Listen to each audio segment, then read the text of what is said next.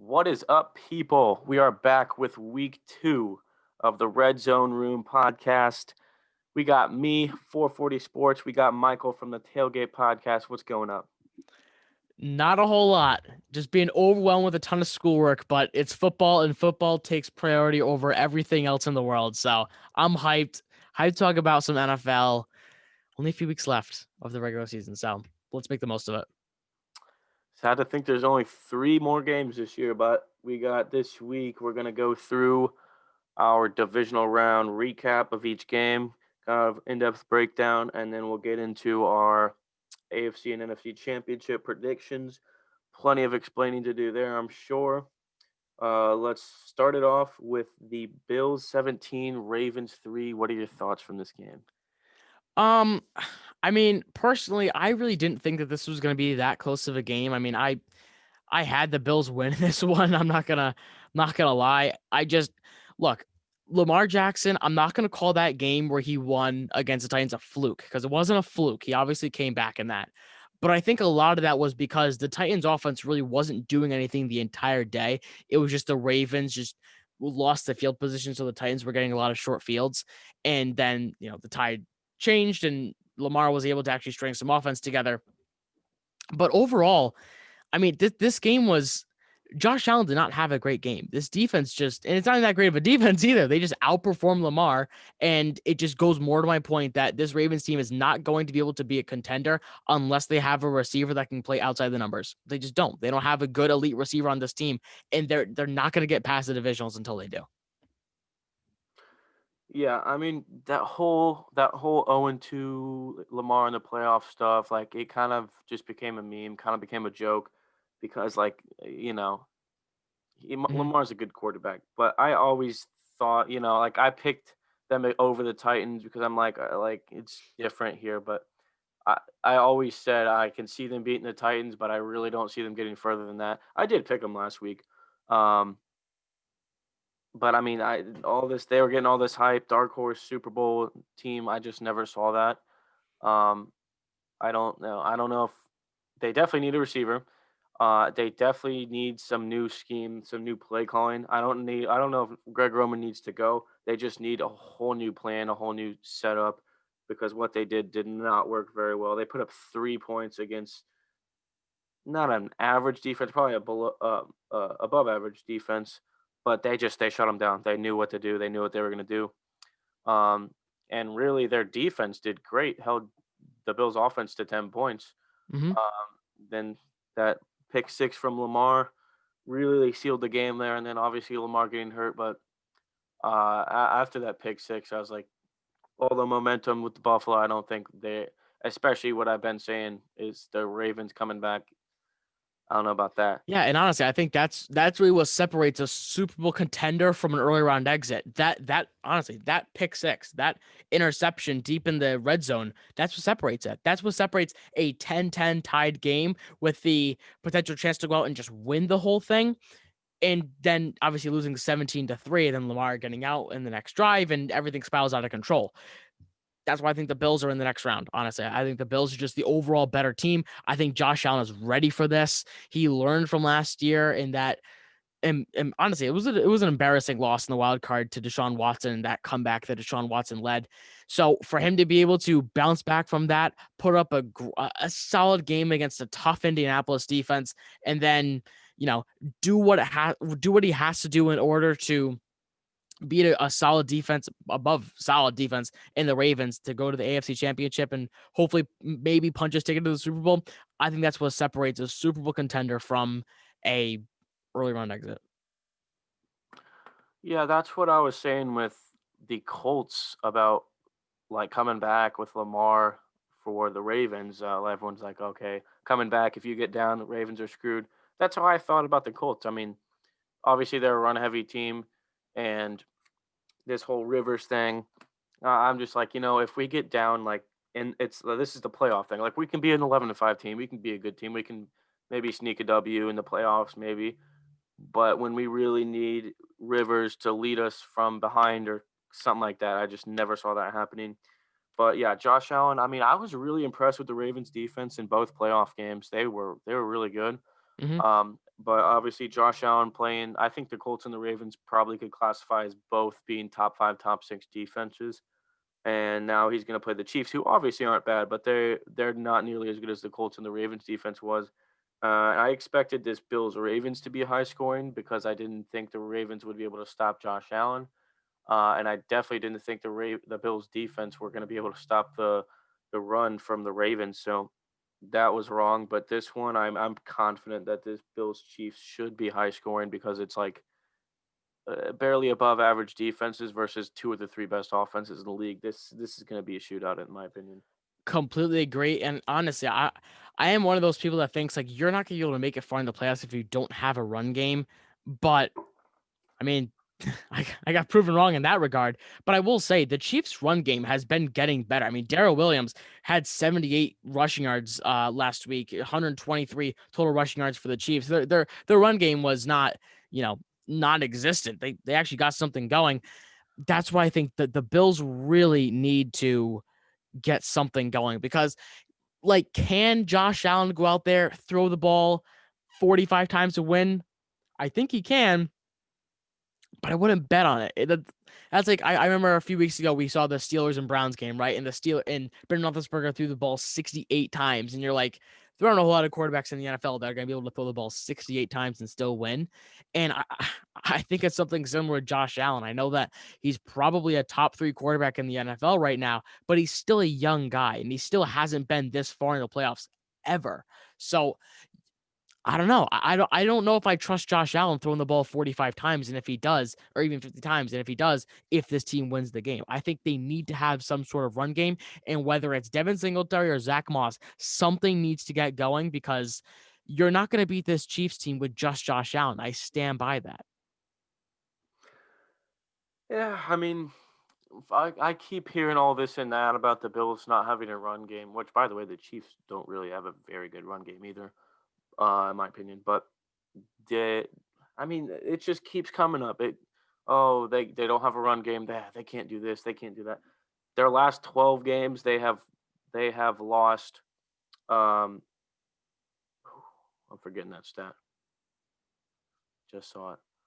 Oh, it's the only game they lost was like to the Hail Mary, and they're just on a roll. That one. Yeah, that was their only loss. It was off a Hail Mary in their last 12 games, and the other two were Mhm. to great teams, the Titans and the The Chiefs. Chiefs. But yeah, I mean that was a good game though.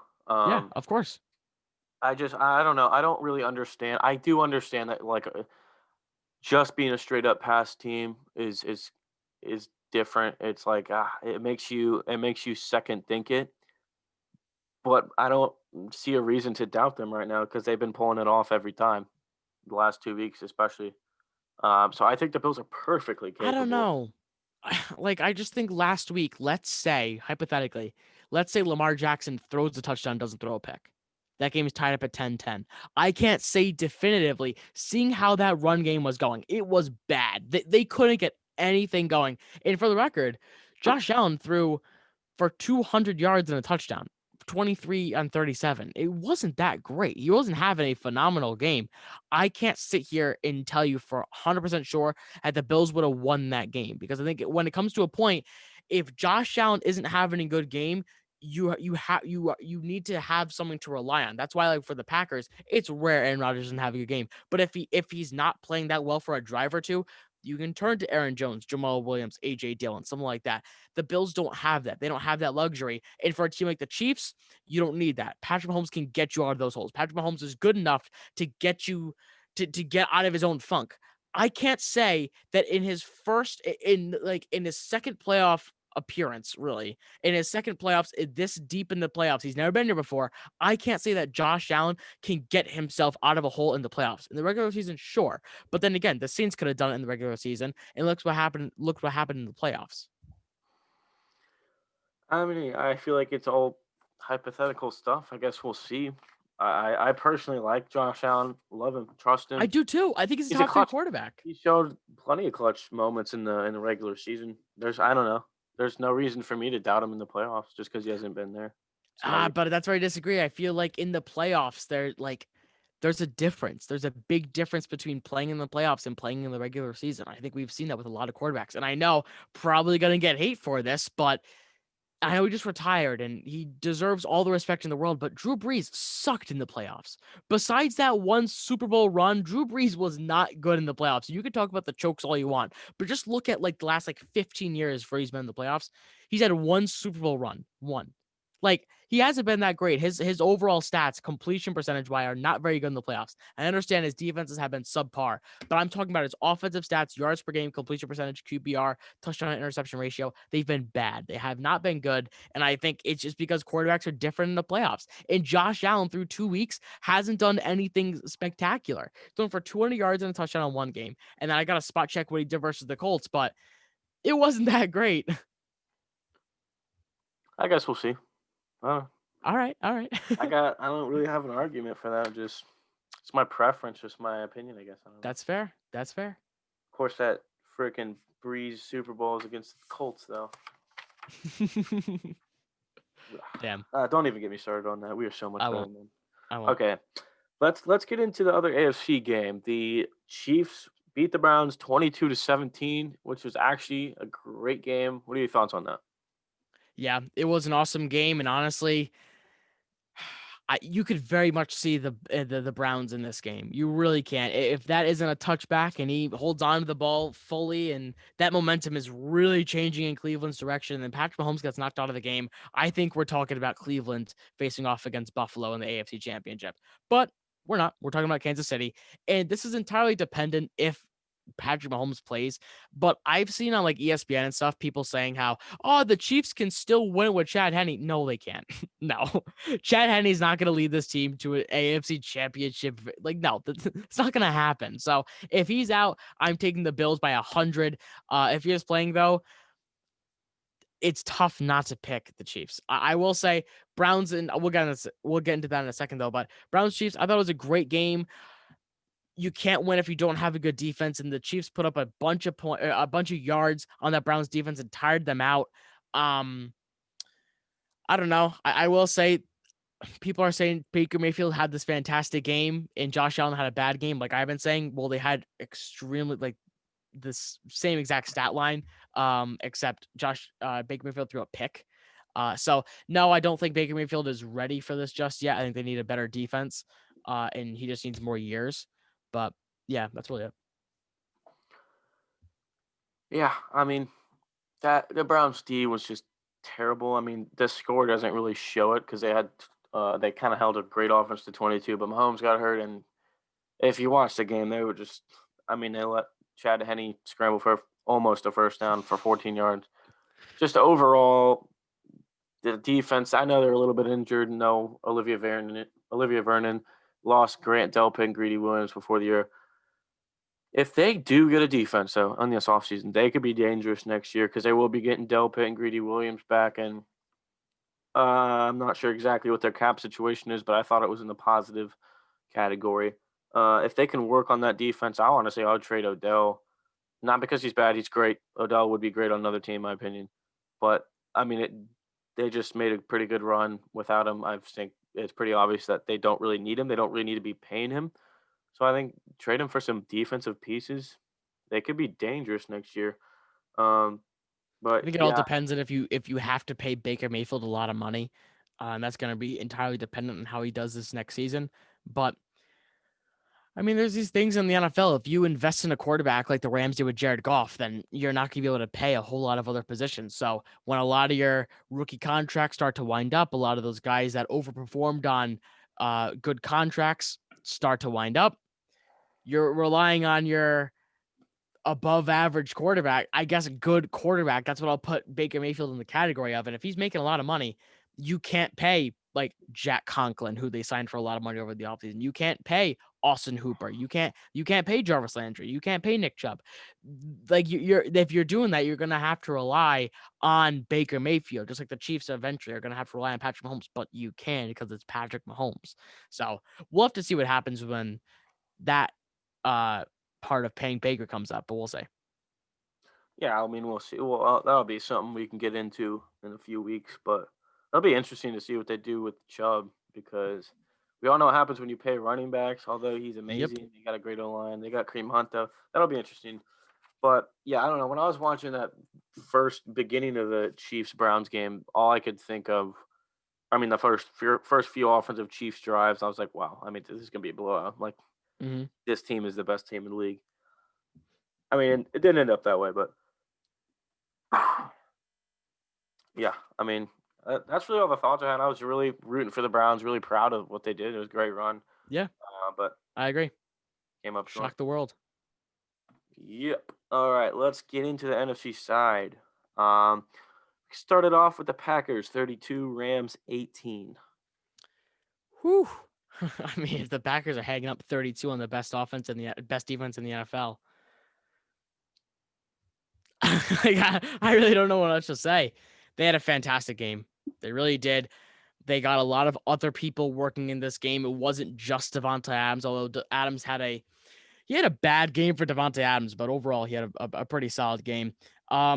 The run game was cooking. Aaron Jones was a yard shy of 100 yards. Jamal Williams had 65. AJ Dillon added 27 for 188 total rushing yards. Allen Lazard, I love Allen Lazard, led the way with almost 100 yards. Tunyon added 60 of his own. I mean, it was just a great all-around football game from a team that a lot of people think is very dependent on two players, not including Aaron Rodgers, which I've been arguing all season is completely untrue because they have a bunch of other supporting weapons on this team that people just don't give credit for. So I think that really just silenced a lot of the doubters and a lot of the people who say that this team is just dependent on the top three.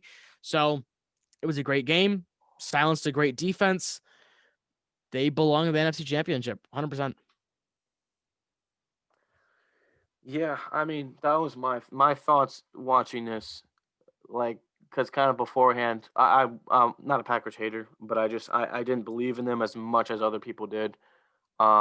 Especially because of who they played. We talked about it in our first or second or whatever. We talked about it a while ago. Yeah. When they've played barely any good teams, and I know that's not their fault, but like they were kind of 2-2 against 500 teams. So I was really iffy, but then man, they just put up 30 plus on the best defense in the league. So me watching that, I'm just sitting there like, who is going to stop them? That's probably the best offense in the league. So, although I will say these four offenses left right now, it's very offensive They're heavy top for all four. four They have the teams. top four offenses in Yeah. the NFL. Yep. So So that's kind of weird, but yeah. yeah, I mean their Packers defense did a little bit better than I thought too. They've progressed, I think, like every week. Yep, But they the have. one thing that I've been hearing is Devontae Adams baby Jalen Ramsey. No, he didn't. Yeah, I saw that. Four I catches for what? 28 yards. Four catches for 28 yards and a touchdown was Devontae Adams' stat line against Ramsey. Not a bad stat line. Not like Jalen won it or anything. I'd say Adams might have won it, but that's not babying somebody. Like Yeah. I I I think I most don't people know. just saw that clip of him scoring in the end zone. We're like, wow, he just babied him. Like no, it was a pretty good matchup. Yeah, I 100% agree. 100%. But yeah, I mean this golf situation just is really unfortunate for the Rams because once again, it's not like he's a bad quarterback. He's just not what you want. He's He doesn't average deserve the at best. money. I will say that. Like I'm not a Goff hater by any means, and I'm not a Rams hater by any means.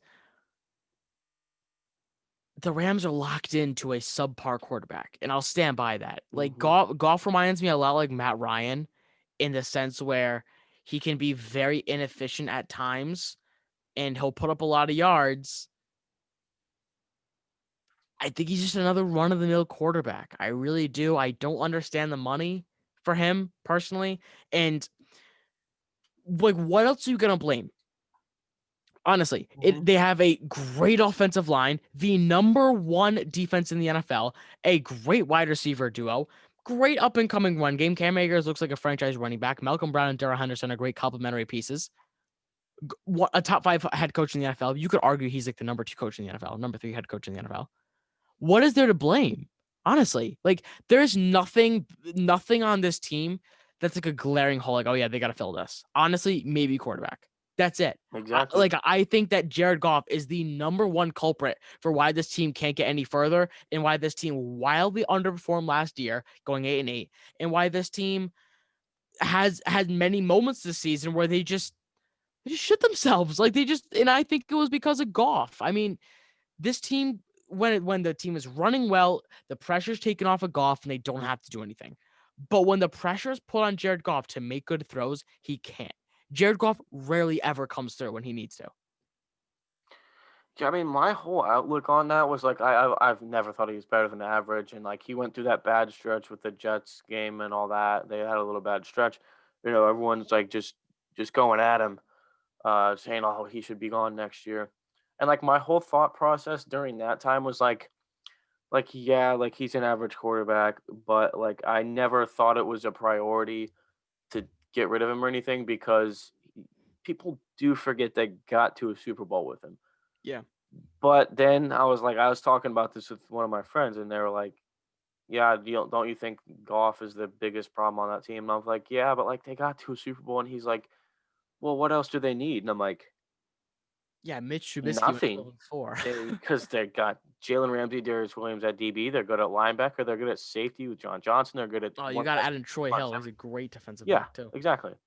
They're completely set on the defense. Mm-hmm. Although free agency might be, they might lose people. They got a lot of free agents. They got Darius Williams is a free agent. Leonard Floyd's a free agent. Troy Hill and John Johnson, I think, are free agents too. Yeah. And they're at like negative 22 million in cap, so they gotta work with that. But then I'm like, yeah, they got that top 10 O line for sure. Great wide receiver core, probably top 10, top 12, and Cam Akers, a young stud in the making. So really, their only thing, it's just the quarterback. Here's But what I want to say. if they get rid of him, it's a $30 Mhm. million cap hit, which would be the biggest in history. So Yes. Here's what I want to say though. And it's not just because of Jared Goff. It's not just because of him, but again, he is the quarterback. He is the leader of the offense. In 11 games, in the last 11 games of the season, the Rams scored more than 30 points once. Once. And there were some opportunities where they faced some like shaky offenses where they could have put up more than 30 and he couldn't. And remember, these are performances like against the Seahawks, they put up 9.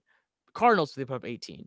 49ers, 20. Seahawks, 23. Like, there are some, like, 49ers, 16. I mean, so many subpar performances. And you look at the stat sheet and you're like, oh, they still have a great tight end duo. They have 4 legitimate good receivers. Adam Van Jefferson has 5. Great run game, great offensive line, great coaching, great defense. What is wrong with this team? This team should be so much better than 10-6 in a year where the 49ers were riddled by injuries. So that should have been 2 easy wins. In a year where the Seahawks couldn't figure out what they were doing on defense up until the very end. And Russell Wilson was falling off the face. No, okay. Was declining over the end of the season. Like, this team should have went 12-4, made the NFC Championship at least. If you put in any top 12 quarterback. I mean, everybody talks about the Colts. It's like, oh, if you put a good quarterback in the Colts, they're automatic Super Bowl contender. If you put if you put Matt Stafford in a Rams uniform, this team is going to win the Super Bowl. Like they should be number 1, number 2, or number 3 under Super Bowl favorites. I mean, people talk about the Colts roster. I don't want to be a jerk or anything, but look at the Rams. I mean, come on. This team is a Jared Goff away from being a contender. yeah, I mean, honestly, I don't even know why everyone's preseason predictions for that team were so bad. I mean, even myself, I had them at like Yeah, 6-10. I don't yeah. even know. I don't know why. Let's look at the roster, honestly. Yeah, I mean, they lost people too, I thought. Hmm. But yeah, I mean, that was a surprise. But yeah, it's like golf. Definitely would not put him in my top 15. So that's always a weakness. But I mean, I think it just shows you how like McVay's probably the third, fourth, fifth. He's a top 5 coach in the league because the dude went to the Super Bowl with Jared Goff as his quarterback. That's crazy. Uh, I know. that's it. But yeah, let's get into the last divisional game. On the NFC side, we got the Buccaneers 30, the Saints 20. Take it away. My Tampa Bay Buccaneers. Not really mine, but my pick for the Super Bowl. It's a great game. It really was. This defense performed. The only flaw I remember saying in this podcast, I remember saying, um, this secondary needs to step it up, and boy, did they step it up, forcing 4 takeaways on Drew Brees in this consistent, complete offense. It's a great game, really was. I don't think the score is an accurate representation of this game because yes, the Saints did lead by a touchdown at one point, but there was in no way going into the second half, like I would say midway through the third quarter and on, like the Bucs won this game. They just looked like the better team. It looked honestly to me, it looked like the Saints were getting tired. They honestly looked like they were getting tired to me, and they just couldn't keep up with this Bucs offense. I think it's gonna go for the Packers this week. It is worth noting Michael Thomas held to 0 catches on 4 targets, I want to say. Devonta Adams is gonna not. I don't know if he's gonna have a field day. I think he'll be held under 100 yards, just because of the performance they had against Michael Thomas. Just use the same formula against Devonta Adams because if you look at it, the Packers and the Saints offenses are very similar. They really are. They are both very up the middle offenses. The Packers aren't a run heavy team, of course. I mean, they pass the ball a lot, but look, they have a good tight end and good running backs and one good outside the numbers receiver. So they are a very up the middle team, a lot like the Saints, who have good running backs, an okay tight end, and one receiver outside the numbers. So very similar in that case. I think it's going to be a similar game plan against the Packers. You just got to prepare for more explosive plays because the Saints are a very dink and dunk type team, as we all know by Michael Thomas's play style. But look, it was a great game. Really was. Not a whole lot I can really say much else than that. It's just the Bucs, they showed what their potential is. The Bucs showed why they are a contender, and they went into New Orleans, went into the Superdome, Mercedes-Benz Stadium, and they're going to the championship. Yeah, I did not see that defensive performance coming from the Bucs, especially with what happened earlier in the year, 38-3. Which, I mean, I didn't think anything like that was going to happen, but that was a crazy, crazy performance by the Bucs defense. I've been saying all year how underrated Carlton Davis is. Yep. I don't think he's like top 5 or anything like that. Now, I could see Sean him. Murphy Bunting, that kid is a beast. I love that guy. Yeah. But yeah, no, Carlton Davis, man. He's actually locked people up this year. Nobody said a word about it. He when they played the Packers, which I'm actually very interested to see this Carlton Davis versus Devontae Adams because he's been the only one all year to stop Devontae Yep. Adams, basically. Yeah. What was it? He 4 held him catches? 10 targets, 4 catches for Yeah. 45 yards. Whew. That's all he had. He I did holds see Carlton Davis was hurt at one point, I think, during the game. Just want to make sure he is going to play, but yeah, he's day to day, so he should be able to play, which is good because that's gonna be a very fun matchup to see. I will be honest though, the whole Devonta Adams versus Jalen Ramsey matchup, like I don't know, I guess it was fun to watch. I mean, I think Devonta Adams did win the exchange in my opinion. I mean, look, I know versus Ramsey, he only had 4 catches for 28 yards and a touchdown, but overall, Adams had 9 for 66 and a touchdown. He had a great game. I don't know. It was fun to watch. Yeah, I agree. But no, hey, Carlton Davis. Also, Justin Jefferson, 5 targets, 2 catches for 7 yards. Slant boy, obviously, last week. Michael Thomas, no catches. Keenan Allen earlier in the year, 7 targets, 4 catches, 35 yards, plus an interception from Carlton Davis. Dude has locked some crazy good receivers up. And I think the only reason no one said anything about it is because the one bad week he had against Tyreek Hill, who had 13 catches for 222 yards and 3 touchdowns on him. So, but yeah, no, Carlton Davis, man, he's a dog. That defense is very inconsistent, I feel like, but they're still pretty underrated. They do have the best run defense in the league, and they have had it all year. Stats back it up. And That Aaron front seven's Jones, I had crazy. him in fantasy the week he played the Bucs. Played so bad Hmm. against the Buccaneers. If it wasn't for a touchdown, he would have been a dud that week.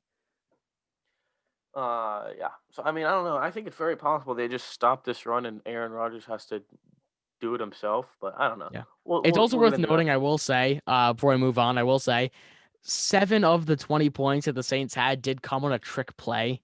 Like, I don't know. I think for the most part, the Bucs played a pretty flawless game. They played what they had to do. And again, another touchdown they had was because of a punt return that went down to like the 10-yard line. I mean, if it wasn't for special teams and trick plays, I think the Bucs would have almost shut out the Saints team.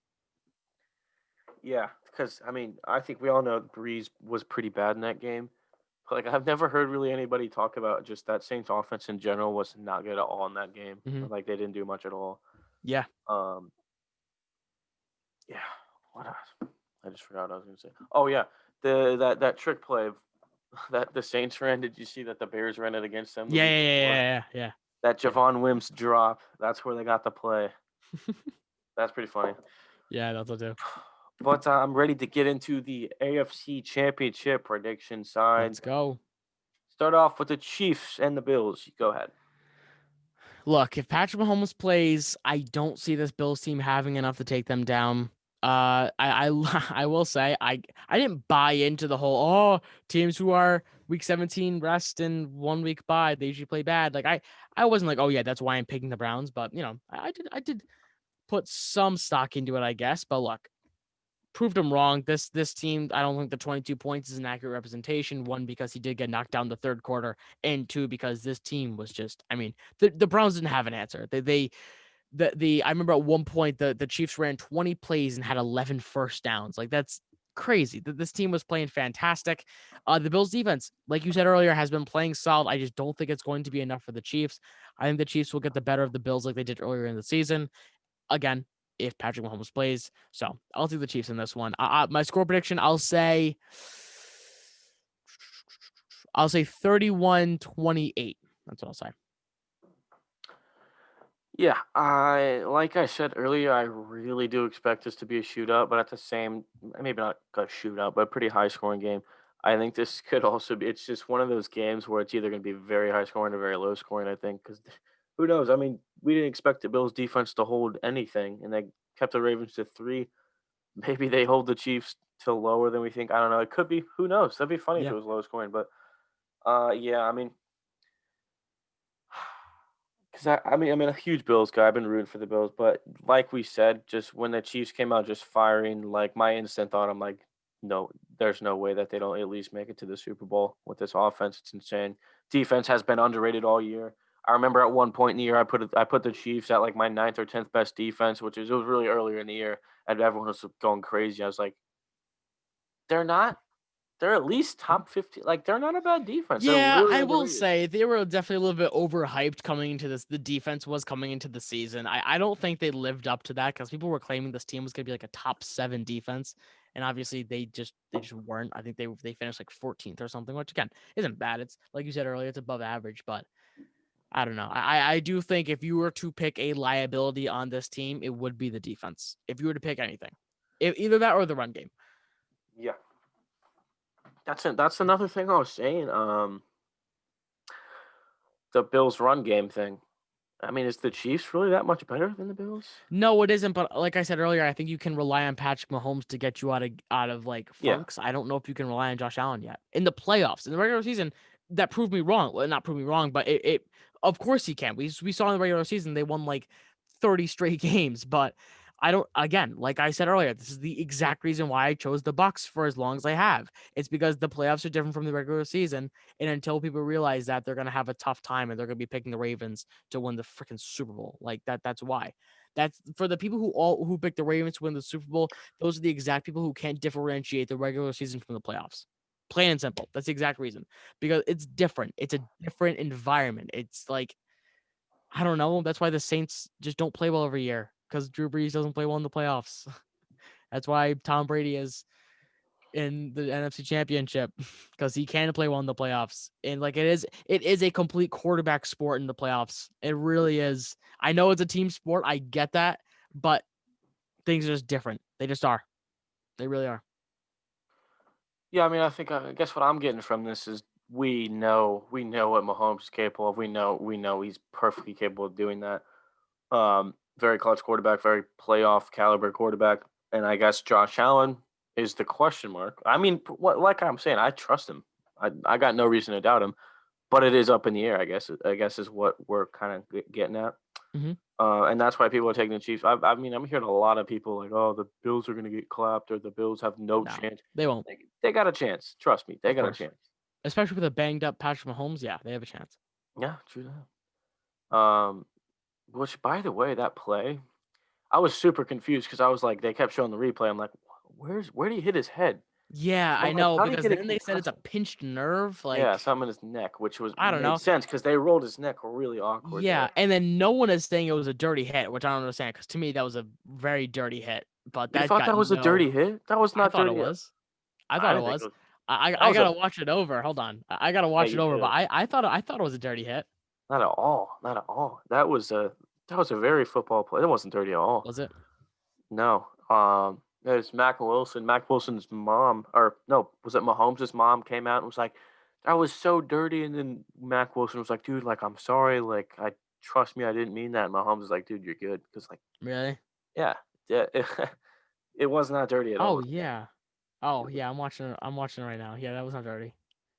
I don't I don't know remember why. I seeing don't know it. where the dirty came in that play. Yeah, no, you're right. You're right. You're So right. if Yeah. anything was dirty, it was that targeting that they didn't call, but I which was will say it was so scary when Mahomes got up and then yeah. couldn't get up and he went back down. Like that was scary. And when he was just like looking all days, oh my god. That was scary. It's scary for any player, but like I'm not trying to minimize other players' injuries, but like when you see the best or second best quarterback in the NFL have an injury like that, like get up and then get back down, like that's a really scary thing to see. But hopefully he'll be. I have a feeling the doctors are gonna be like, yeah, he's okay to go because NFL's got to keep their views up. Yeah, that's what I'm saying. You really think Mahomes ain't gonna play this game? Yeah, exactly. Come He's on. gonna play. He's gonna play. The Yeah, he'll NFL be would out there. never let him sit, honestly. But Yeah. yeah, no, I would put a pretty good odds that he plays. But obviously Mahomes, you feeling very, all right? Nah, man. All right, he's good to go. you know, yep. But yeah, I'm very excited for this game. I think these teams are more even than people realize. Yeah, To I be agree. honest, very I agree. good matchup, very even, like all around. Honestly, should be a very good game. With that being said, though, you got to roll with the Chiefs. I'm going 27-24 Chiefs. All right, that's fair. All right, this next one, another very exciting game. We got the Bucks at the Packers. Take it away. I mean, you already know who I'm taking. You knew before you even asked me. It will be a very fun game to watch. I do think I don't think this is going to be very high scoring though. I think both teams will score within the 20s. I think this will be a relatively defensive heavy battle. Last week, something that I really like to see from both the Packers and the Bucks is they tried to work in the run game against two really good run defenses. The Saints and the Rams, respectively, both are in the top five of run defenses in the NFL. And both the Bucks and the Packers tried to get. Well, I think they both teams had over 40 carries combined. So look, I think we're going to see something very similar, mostly just because the Packers' run defense sucks, and the Bucks are going to try to work that in and control the clock to keep Aaron Rodgers off the field, which makes a lot of sense because he is the best quarterback in the NFL. But I got the Bucks in this one. I really do. I got to look at the head-to-head record of what it is for Aaron Rodgers, Tom Brady, but pretty sure Brady does hold um, that record. And I don't know, like the Packers are a hot team right now, but I think the Bucks are a much hotter team. They've won 7 straight games. Like this team is playing out of their mind right now. And again, it's one of those things where you never really know which Bucks team you're going to get. Are you going to get the team that laid an egg versus the Saints 30-3, or are you going to get the team that just beat the Saints 30-20? It all depends on what you're going to get. But if you do get this team that played last week, they're the best team in the NFL. Stand by that. There is no team that can hang with this offense. They're brutal. They really are a great team. I think they'll get the best of the Packers, though. I'm going to say 28-27. Okay, yeah, fair. I mean, I've just been stuck on this 38-10 earlier in the year. Um, but I mean, I as didn't even we've bring up that seen, point, but yeah, right. yeah, I mean, as we've seen, like 38-3 Saints earlier in the year, and then they come out and just play terrible against the Bucks, and like Bills lost to the Titans 42-16. I would put it pretty good odds the Bills would beat the Titans right now, in the playoffs. So like it's what I'm saying is just it's completely different. Obviously now, this one's in Lambeau. You know, I'm still getting this Lambeau thing to me is still a little overhyped in my opinion because Yes. everyone's like it's Lambeau, it's cold weather, it's like Tom Brady, Foxborough. He knows what he's doing. And that's what I said. I'm like, guys, Tom Brady knows how to play in the cold. And everyone's like, you just named one player on their team. I'm like, Antonio Brown played plenty in the cold. Mhm. They know how to play in the cold. And you can make an argument saying he's the number one receiver on their team right now. Like yardage wise, he's playing out of his mind. Look, Antonio Brown's playing great. I mean, I do love the people who are like, oh, well, you said last week that the Saints beat the Bucks earlier in the year, so you can't use that argument because the Packers can come back. No, that's not valid because my whole argument was the Bucks did lose to the Saints twice, but they're a much better team since those two games. Yeah, the Bucks beat the Packers, and they're even better now. And I don't think the Packers are that much of a better team. Like I don't think the Packers are that much better from week 1 to week 17. I really don't. This team was like 4-0. They are on top of the NFL in offense, and they're on top of the NFL in week 17 too. They really hadn't gotten that much better. I guess you can say they got healthier, but besides that, I mean, they really get much better. The Bucks got legitimately better. They added Antonio Brown. Chris Godwin has been actually healthy now. Mike Evans actually healthy. Both of them were game time decisions. I think Mike Evans actually didn't suit up for that game. Excuse me, that game versus the Packers. Look, it's a completely different game. I will admit that, but I like the Bucks. I don't know what I really need to say. Yeah, I mean, there's so many X factors in this game too. Because 38-10 earlier in the year, it's like can the best run defense in the league, which I stand by that, can they stop the Packers' run game? And no Bakhtiari also, although they handled the Rams last week pretty well. But that's the next factor right there. Aaron Rodgers against every other team has 48 touchdowns and 3 interceptions, and against the Bucks, he has 0 touchdowns and 2 picks. Obviously, it was one bad game, but can they do that again? Can Carlton Davis shut down Devontae Adams again? I mean, there's all these X Yep. factors, and the Packers defense is obviously, I think, better than they were. Um, and Oh, of course. Yeah. the Buccaneers, when they weren't even hot at the time at all, put up 38 on them. There's so many big question marks going around. It's going to be an amazing game. Like you said, how hot the Bucks are right now. But I think this everyone I would from my perspective, everybody's been picking the Packers because they're at Lambeau. That's literally all I'm hearing. Packers because their offense is great. Packers because they're at Lambeau. And I'm not hating on the Packers. They're a great team. I watched them last week. I'm like, wow, they might win the Super Bowl.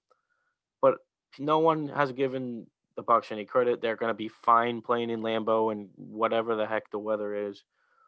I'm gonna go 24-22 Packers. I think it's gonna be low scoring. I think the Bucks will at least do pretty well on the Packers. But just watching the Packers last week, man, I was just like, who is going to beat this team?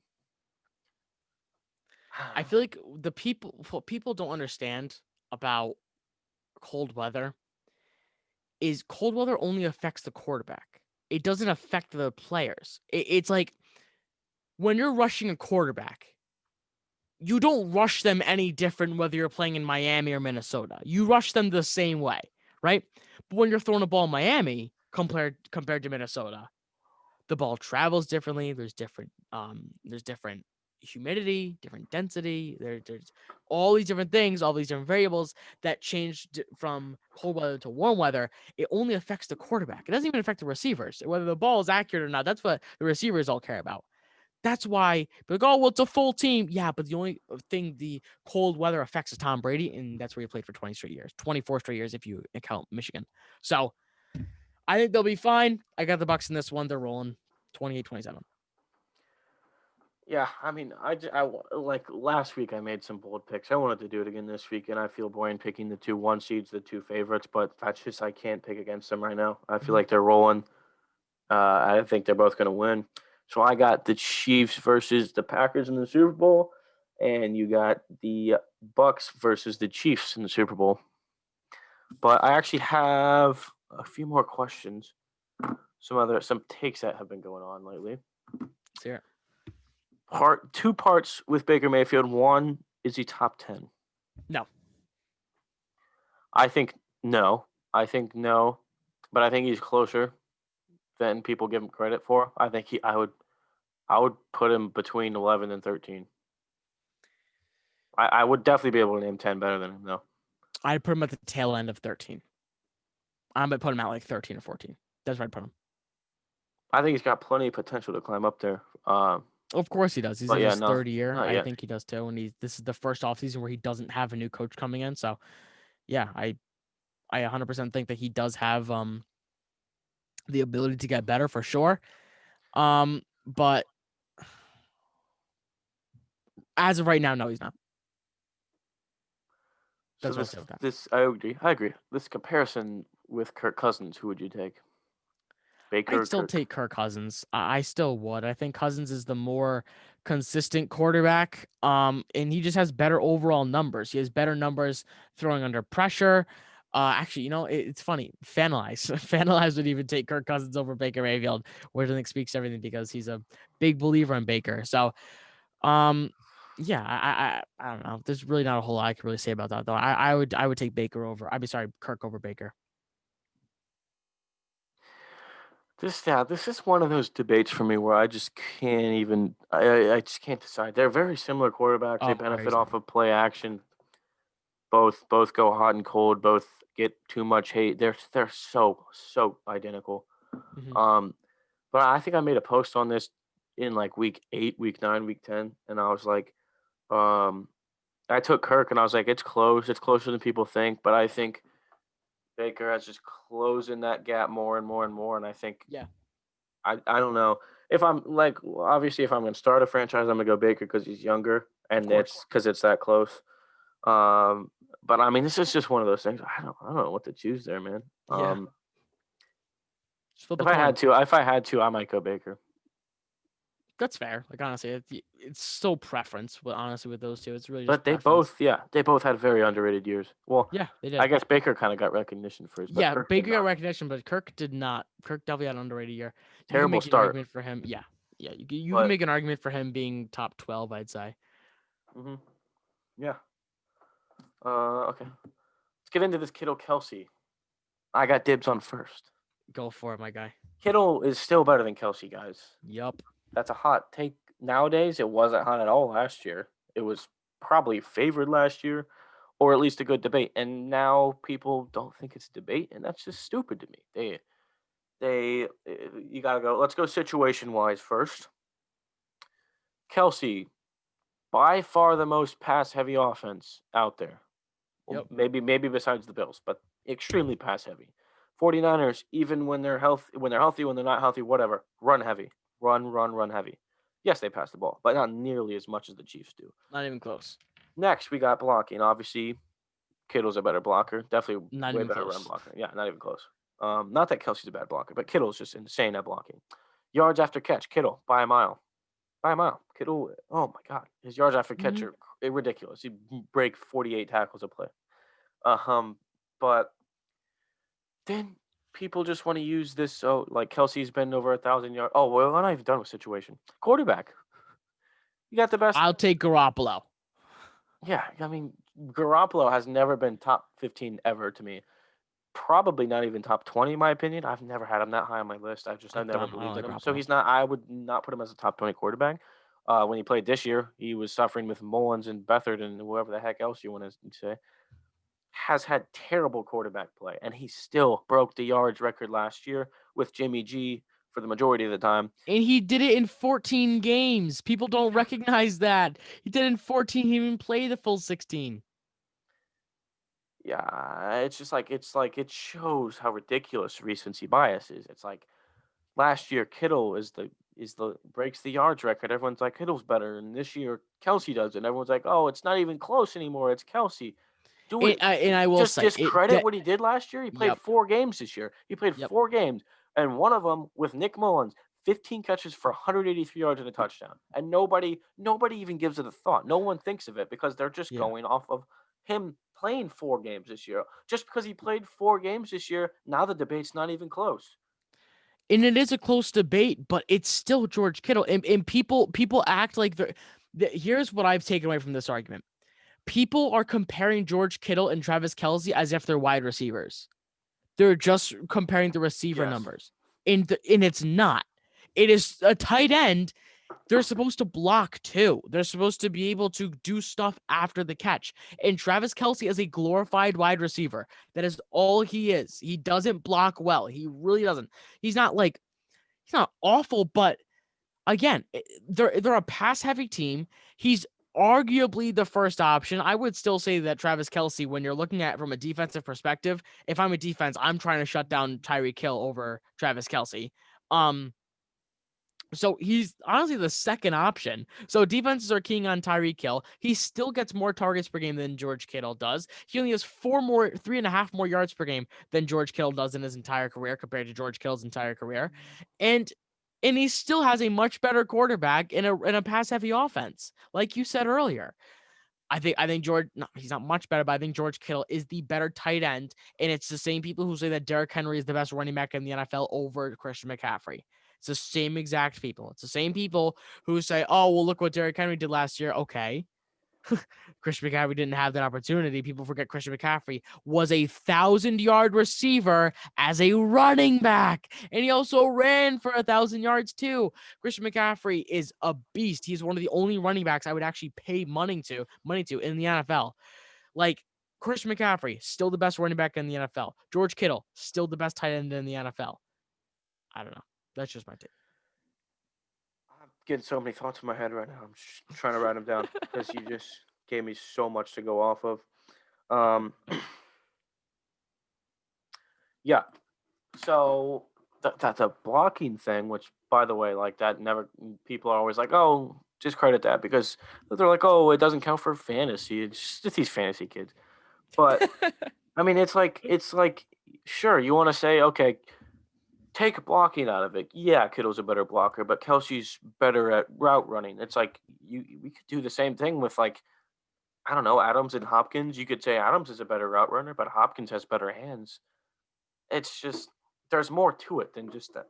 Kelce, I'm sure Kelce's better at something, route running. He's probably got a few better traits. I think Kittle has a lot more better traits and more important better traits. But once again, it's one of those things where it's like, I don't care if you pick Kelce, that's fine. You could probably make the case for that. It's just But the if you're people that one are of the saying that it's not a fools, close if debate. you are one of the fools, it's not even close. Come on, dude. And then, so yeah, you bring up the CMC and Henry. CMC last year, 2,000 all-purpose yards. Am I wrong on that? 2,000 all purpose, 1,000 Yeah. receiving, 1,000 rushing. Yep. And Henry gets 2,000 rushing, and yes, that might be a little bit more impressive, I guess. Mm-hmm. But it's 2,000 yards for both of them. That's where I'm saying, just yeah, sure, maybe Henry's a better rusher, but McCaffrey looks like a damn receiver out there in the pass game. It's just there's different ways to evaluate traits, and with the recency bias, once again, McCaffrey last year has 2,000 plus yards. Everyone's saying he's the best, and it's not even close. This year he plays what, 3-4 games.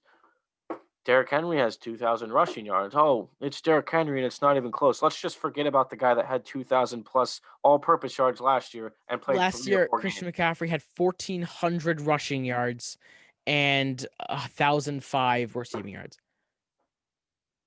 So he didn't even just crack 1,000 rushing yards. Like, no, the guy was very much over that.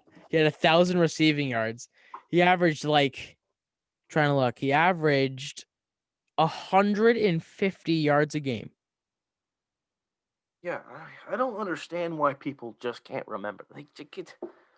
That's why for me, the when people say, okay, here's a top 10 overall list, and then here's a top 10 this year list. I'm like, I mean, I don't know what the point of making like this year is, but then they take that top 10 this year and barely make changes because they're going off this year. That's basically their top 10 overall list too. Same goes for, I don't know, Michael Thomas last year. Obviously, we talked about that plenty of times. Nobody remembers that he was, well, I think he was the offensive player of the year, 1,700 plus receiving yards, career year, insane year, broke records, catch record, all this. People leaving him out of the top 10. Dude, I saw receiver lists yesterday. He literally said, like, all when healthy, had Julio at like 10, didn't even have Thomas in his top 15. Really? were you living under a rock last year? What did you just start watching? Like, come on, man. I know. I don't get But that. yeah, I mean, but that's for the Kittle Kelsey. That's one of my biggest flexes is I have never changed my mind on that because like so I'll be honest, like sometimes recency bias gets me a little bit too. With like Lamar, I had him moving up and down my rankings all year. I Mhm. couldn't settle on him, which part of it just me much because I root against him. I don't know. But he was out of the top 10 at one point. He climbed back up to 5, 6. No, not 5, but I mean, for me, like preseason last year, it was insanely crazy to say he wasn't top 3. He was never top 3 for me. And I explained that like the first podcast I did. I was called crazy for it. So I mean, he just fell from like 4 to outside the 10 to back into the 10. So that one was dumb on my part. I overreacted to recency bias and all that. But the Kittle thing, never changed my mind on that. Kelsey's never been better than Kittle in my opinion. But once again, you can make the case. But From a receiving standpoint, I would still say that Kelsey's better, but again, it's a tight end. It's not just a receiver. You got to take in everything into account. And honestly, even for a receiver, you have to take in the quarterback situation into account. And Kittle has a much worse quarterback situation, an offense situation than or not. I'm not even gonna say it's a worse offense situation. It's a situation that would benefit Travis Kelce more than it would George Kittle. That's what hurts George Kittle because it's a run heavy offense. So yeah, I mean, I think I don't know, man. We gave a pretty good argument for Kittle right there. So if you're listening to this, I hope you changed your mind. And if we didn't, I hope we at least showed you that's a close please debate. DM me. Because Please. yeah, I mean, I because I want to saw hear you your side. posted that today. You posted, which I posted multiple times this season, probably 3 or 4 times. I posted a video on Kittle versus Kelsey, explaining myself versus Kelsey. Yeah. Uh, but like to be honest, like the majority of my comments were like people be like, "Oh, like I kind of agree with that." I saw yours today. I didn't read the comments, but the first one I saw was some guy, no, no, no, it's not even close. Did you just listen to all of that and you just in one ear right out the other? Open your ears. Come on. No, but I don't care if you pick Kelsey, but yeah, there's Kittle is in a worse situation for sure. But we went through multiple where there's a huge gap in situation like who benefits more and stuff like that. I think so. Yeah, I I don't think know, so. man. But I had to get that stuff off my mind. Yeah. I agree. I 100% agree. Yeah. I got one more. Um, yeah. Okay. Um, Tua Tagavailoa. Let's get the opinion.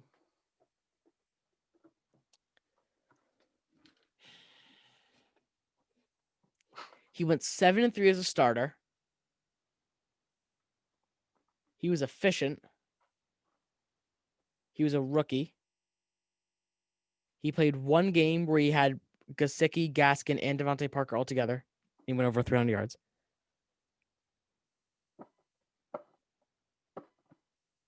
Did I say he was in his first year? I don't get it. I really don't. He's a really good quarterback.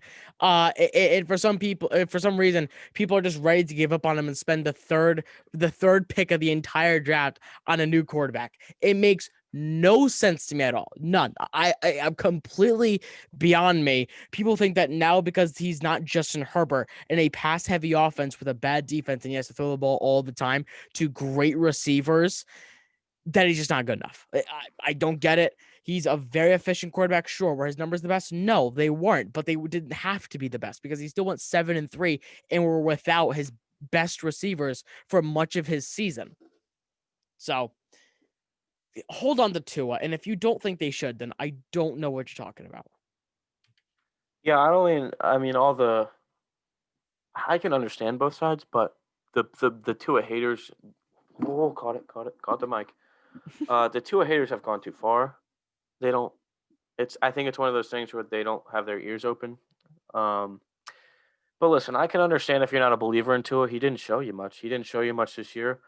Um, I will say I don't like the 7-3 argument because that was definitely mostly the defense, and I feel like he was like I wouldn't say a weakness, but he was not a big contributor to wins, in my opinion. Now, Brian Flores would back me up on that. Put Fitzpatrick in to save him a few times.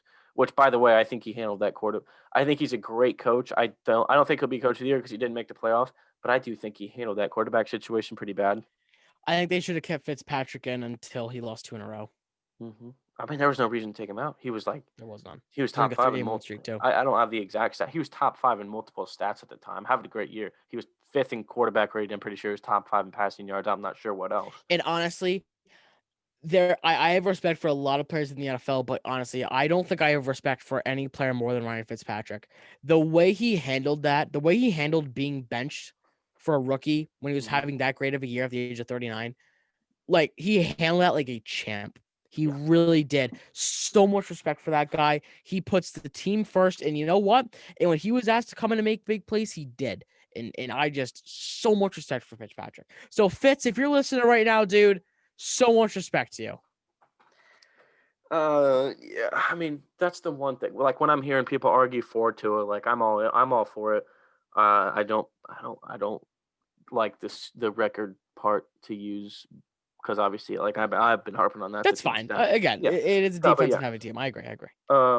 But I don't think I think it would not be smart for them to just draft Justin Fields or somebody with that third pick, just quit on him. And I think had this been take Herbert and Burrow out, say they never played this year. If say Tua was or literally just put Tua in any other draft class, um, he has this type of year. I don't think he gets any hate for it. The only reason he's getting hate for it is because Herbert shattered so many records. Burrow was on pace to do the same things. They're Yeah. having ridiculously like unhuman type rookie years, and since Tua wasn't just ridiculous like off this planet, he's getting slandered for it.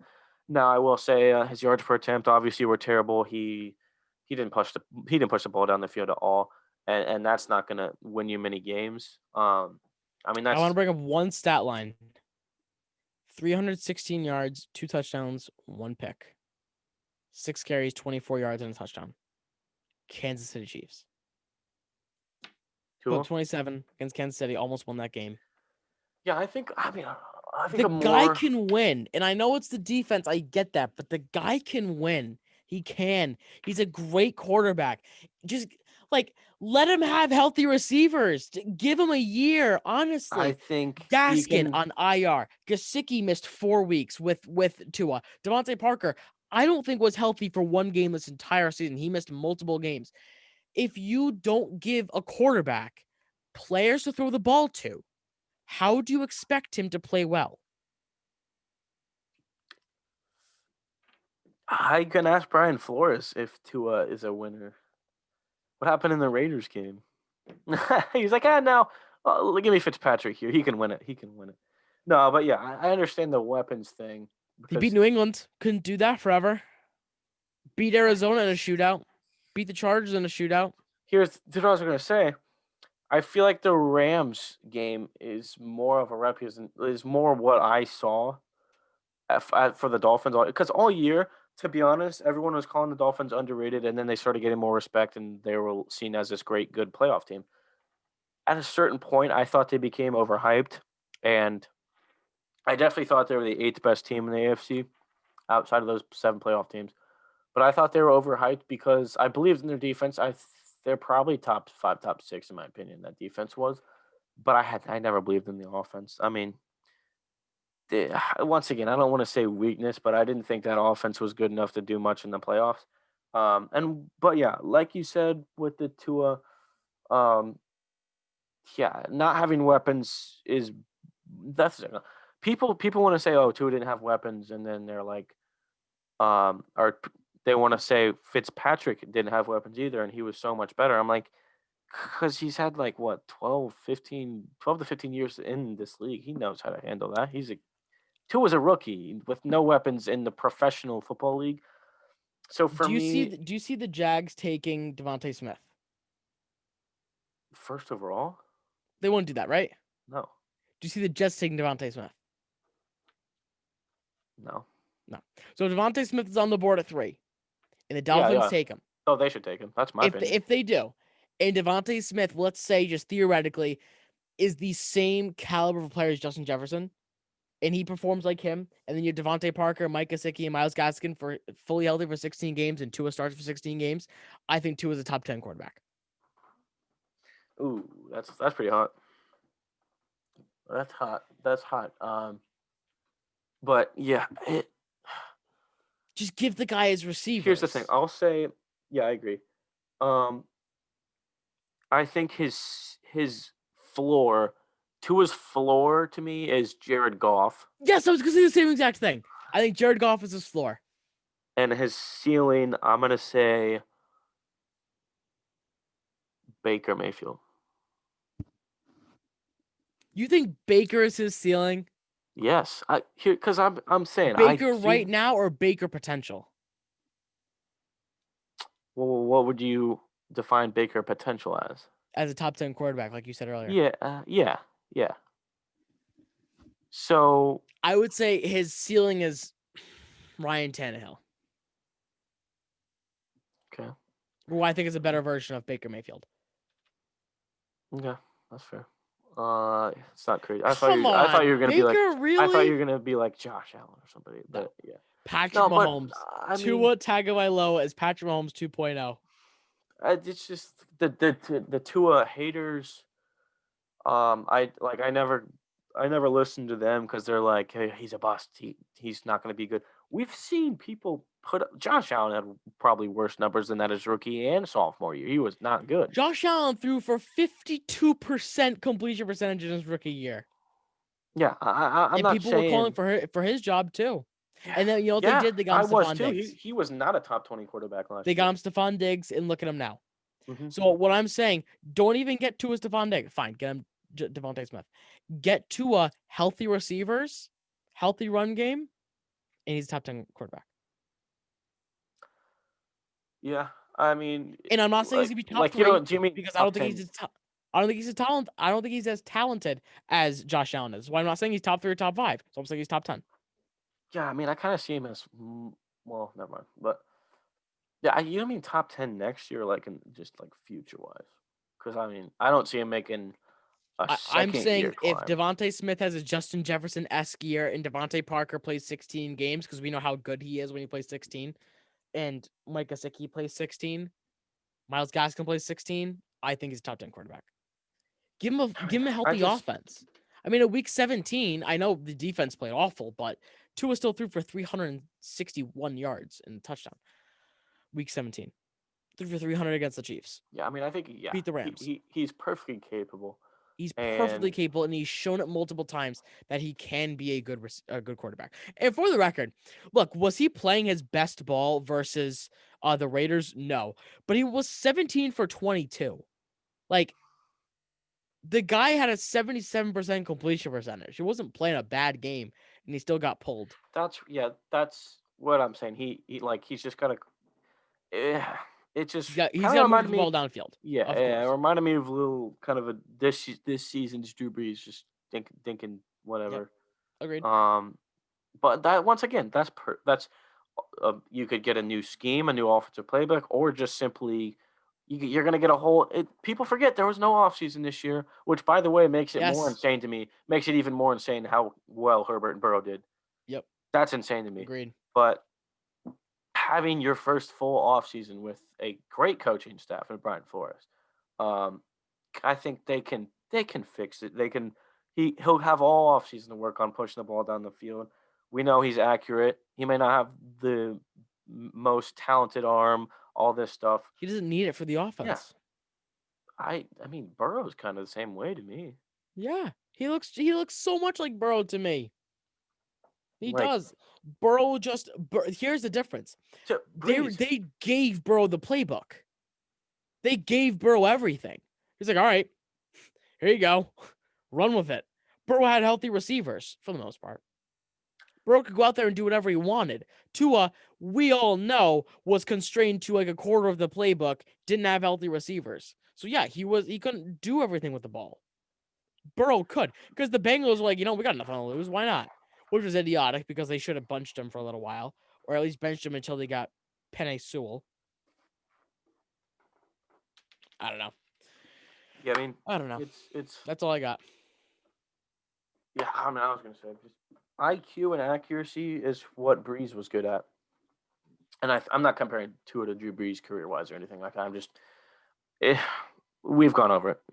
He can make a turn. It's completely possible.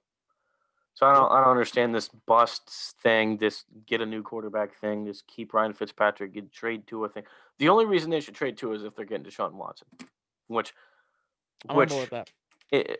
I've been asked who should trade for Deshaun Watson. Everyone should trade for Deshaun Watson except this select 4 or 5 teams that have Yeah. great quarterbacks already. And even if you can just improve and you have a fine quarterback, I feel like. I don't Like the know. Rams. I would if I'm the Rams. Well, obviously, yeah. Yeah. No, That's yeah. I'm I saying mean, even with that's the cap hit. Even with the cap hit. yeah, I'd get rid of Goff, swallow that for like a year, 2 years. yeah. I do it. But yeah, I mean, Watson's gonna go, man. Watson's gonna dip. Dude, the I think so. Texans are gonna. I predicted the Texans as 1-15 next year. And they go, They're gonna lose J.J. Watt. They're gonna lose Deshaun Watson. I doubt in hell Will Fuller resigns with them. He's a free agent. Um, I could see them trading Brandon Cooks for picks after they lose all of those three. I mean, Brandon Cooks is like, no Brandon coach. Cooks does not want to be traded. Yeah, I He's know. I been saw traded that. like 3 He gets times in traded 4 every year. years. I But yeah, know. no. I mean, there's been rumors that none of those coaching candidates want to come to Houston and take that job, and I don't know why the hell they would. I think that The only person that can save Deshaun Watson as a Texan is Eric Bieniemy. He's the only one. I think yeah. He's Well, he first said of he all, wants to play for Bieniemy. do you think if they hired Benemy, he would stay? I don't know. Deshaun Watson Yeah, said the no, only the two yeah. coaches he wanted to play for were Bieniemy and one other guy. Which was the problem? They didn't even interview Benemy after he said that, and he was like, you know what? That's it. You guys are just screwing me in the ass so hard. Yeah. So he's done. He's out. We'll see who he gets traded to. I'd love to see him in a Patriots uniform. Yeah, I was like, I was like, sucks that Trevor Lawrence is coming into my division. Which, by the way, I'm kind of scared of the Jaguars' future as a Colts fan because although I don't know if I like the Urban Meyer hiring. Oh, I'm I not am petrified of the AFC East future. Petrified. South or The East. Jets are going to be contenders in like 3 years. You watch. They will be. 5 first-round picks. I think you can build around Sam Darnold. You got Robert Saleh, who's going to turn that organization around. I feel like they had more weapons than people realized this year, and it was Denzel just Mims is going to be a good terrible coaching. receiver. Bills are obviously Marcus they're going to. May, Marcus May is a dog. Quinnen Williams is one of the best in the league. Yep. Mackay Becton, very bright future. Oh yeah, guy's a I beast. don't know. I feel like they had a few more weapons than people realize, and if they had good coaching, like really good coaching this year, I feel like they could have won 6 games, 6, 7 games. I agree. I don't know. Just my thoughts. Yeah. But yeah, I mean, I'm very, very scared of the Jaguars' future as a Colts fan. But very, very. I hate the Texans. I wish the best for Deshaun Watson, but it's nice to see that they're just falling apart. Because I mean, in the last like 5 or 6 years, they've won the division like every time except this year Yeah, I or know. something like that. I think it was like 4 out of 5 or something crazy. Yeah. Actually, I didn't realize the Colts have not won the division since 2012. I mean, we've been close a few times. Mm-hmm. But yeah, I don't know. All right, that's all I got. That's all I got too. That's all she wrote. Go check out the Tailgate Podcast. By the way, new logo. Oh yeah. New logo. Oh yeah. You like the logo? Tailgate Podcast on TikTok. 440 Sports on TikTok. We both have a separate YouTube channel. Just go follow everything. Just go follow everything. Just go search us everywhere. Instagram, Exactly. TikTok, YouTube, Twitter, even. We're all Twitter. over the place. Exactly. We're everywhere. We are. Just go check them all out, and then make sure you subscribe here. If you like listening to it, go refer a friend. It's pretty good fun. Pretty good fun listen. Mm-hmm. Yeah, it's a pleasure. It's always fun. Oh, also Always fun. Red Zone Room TikTok. Although we'll get going on that even more. Yeah, we'll get some more content on that very soon. All right, that's gonna wrap it up then. I'm out. All right.